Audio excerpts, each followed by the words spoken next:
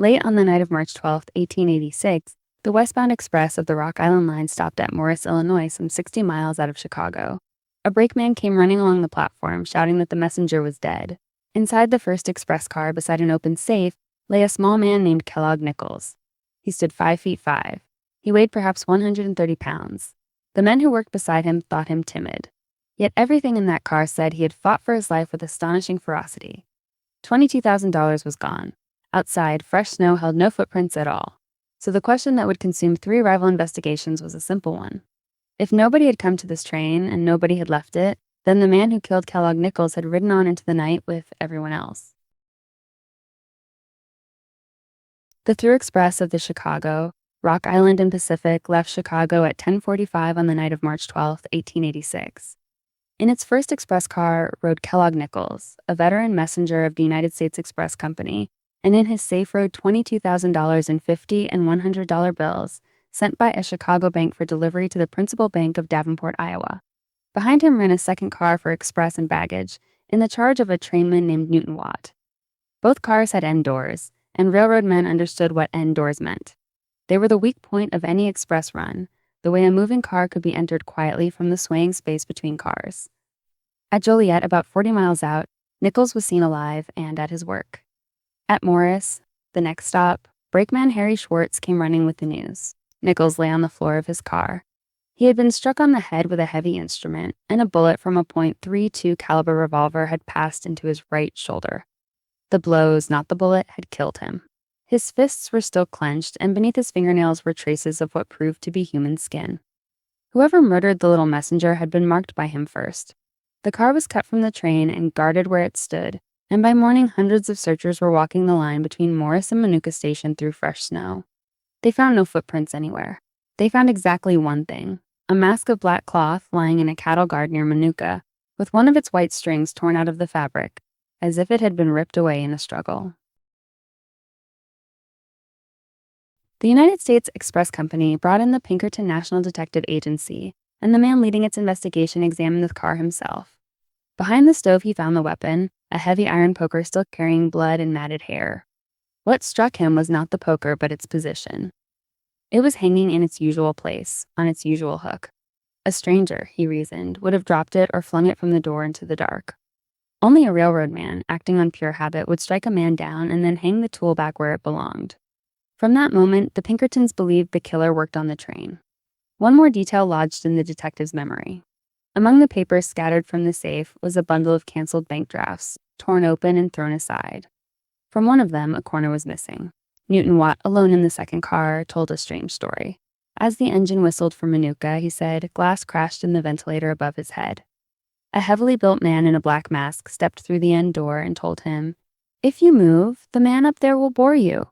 Looking up, Watt saw a hand thrust through the broken pane holding a revolver, and it held him frozen until the train neared Morris. His record was clean. His 3 brothers were railroad men of good standing.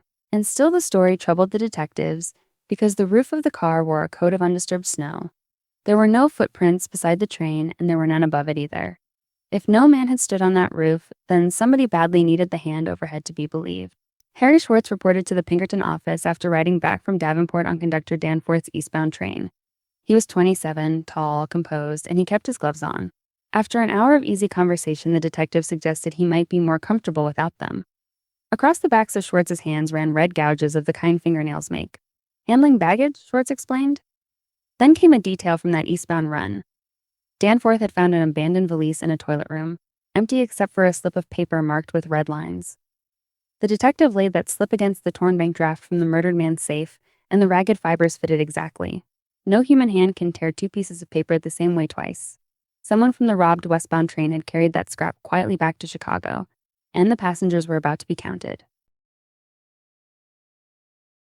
By spring, 3 separate investigations were running at once. The railroad fielded its own detectives. The Chicago Daily News, under its founder Melville E. Stone, hired more. The Pinkertons worked for the Express Company. Then a letter arrived from the penitentiary at Michigan City, Indiana. A convict named Plunkett claimed to know the men responsible and offered their names in exchange for a pardon. He described a plot laid a year earlier by a traveling crew of pickpockets, Butch McCoy, James Connors, known as Yellowhammer, and a man called Jeff, to rob an express car on the Rock Island Road at that very point on the line. The railroad's general manager went to the prison in person and believed him. So did Stone. The hunt for the McCoy gang began, and it pulled public attention far away from the train crew. Stone did something no newspaper proprietor had done before. He joined the manhunt himself, traveling with the Chicago detective Frank Murray from Galesburg to Omaha to St. Louis and on to New Orleans, weeks of pursuit that ended empty-handed. Then word came from the Pinkertons that McCoy was back in Galesburg after all, and 3 detectives, one for each investigation, took him at gunpoint in a saloon there. The great theory dissolved on contact with the record. McCoy proved he had spent the night of the murder on an Illinois Central train coming north from New Orleans. Connors had been in jail. Jeff was dead. Even the last unidentified passenger on Danforth's eastbound train, a man riding on a free pass, turned out to be an advertising solicitor who worked for Melville Stone himself. Every stranger was accounted for. What remained was the crew. The Pinkerton chief now played a patient hand. He summoned Schwartz, confided that he suspected Watt, and asked the brakeman to watch his colleague and report whatever he saw. Schwartz agreed at once. Soon he was describing a sinister stranger with unkempt red hair who met Watt in a saloon on Cottage Grove Avenue and discussed the murder with remarkable familiarity. It was exactly the desperado the dime novels promised. It was also a lie. Pinkerton's shadows had been following Schwartz the entire time, and no such meeting had ever taken place. The false reports told the agency 2 things. Schwartz wanted the investigation pointed anywhere but at the train crew, and Schwartz and Watt, who scarcely seemed close at work, were bound together somehow. The detectives thanked him warmly, let him believe he was trusted, and quietly returned him to the railroad. A detective named Frank Jones was given a brakeman's run and planted alongside the 2 men until he boarded where they boarded and ate where they ate. Through him, the agency watched Schwartz grow restless, talk of quitting for Kansas, and finally take leave to visit Philadelphia. He never traveled unwatched again. Relays of shadows followed him through Buffalo, New York, and Philadelphia, and what they saw was a brakeman spending far beyond any brakeman's wages on fine furniture, jewelry, rifles, shotguns, and quantities of ammunition, paid for almost always with $50 and $100 bills. The stolen money had been in exactly those notes. In Philadelphia, the detectives learned something else. Schwartz had a wife and child there, deserted years before he married again in Chicago. He was arrested first for bigamy. The murder charge followed within days. The evidence was still circumstantial, and it did not yet touch Watt. So the detective cultivated Schwartz's Chicago wife, treating her with such careful courtesy that she came to see him as a protector. At last, she offered an admission. Her husband, she said, had found $5,000 of the stolen money under a seat on Danforth's train and had simply kept it. It was a story built to explain everything while admitting nothing. Then she was brought to the jail to see her husband, into a room the detectives had prepared, where the county sheriff, a merchant, and a banker waited unseen as witnesses. When the door closed, Schwartz turned on her. "You fool, you have put a rope around Watts and my neck." He asked what she had done with the coat she cut the mask from. "Under the woodpile," she told him. They talked for more than an hour, and every word had an audience. Newton Watt was arrested in Chicago and charged with murder alongside Schwartz. At trial, the hidden witnesses repeated what they had heard through that jailhouse door, and the accumulated record did the rest. The torn draft. The marked hands. The invented desperado. The $50 and $100 bills scattered through the shops of Philadelphia. Both men were convicted and sentenced to life imprisonment in the penitentiary at Joliet. By the Pinkerton account, they escaped the gallows by a single conscience, one juror who did not believe in capital punishment. Watt died behind those walls. Schwartz was still there in 1897 when the agency allowed its file on the case to be published.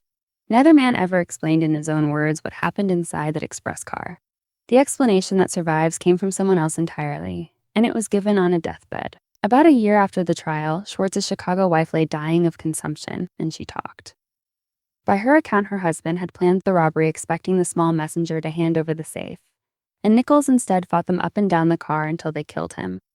Watt firing the shot, Schwartz swinging the poker.